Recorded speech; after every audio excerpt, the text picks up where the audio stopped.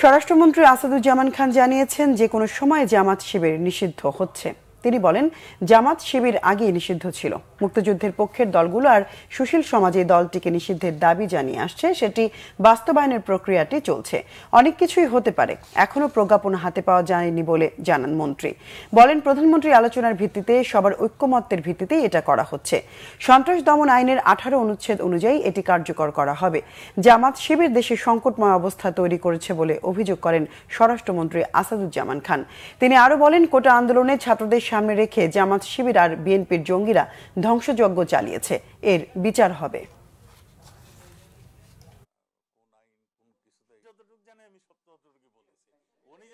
যখন জামাত শিবির নিষিদ্ধ, এটা আগেই নিষিদ্ধ ছিল।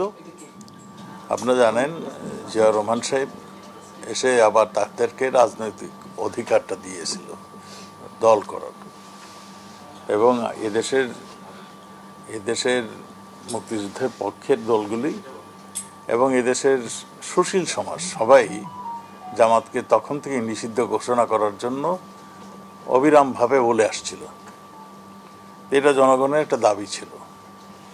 14 দলের সঙ্গে মিটিং হয়েছে এবং মাননীয় প্রধানমন্ত্রী অনেকের সঙ্গেই মতামত নিয়েছেন। এই সবগুলি মিলিয়েই সিদ্ধান্ত হয়েছে যে এই দলটাকে নিষিদ্ধ করার জন্য। সেই প্রক্রিয়াটি চলছে এবং যে কোনো সময় প্রক্রিয়াটা শেষ হলেই ঘোষণা হবে।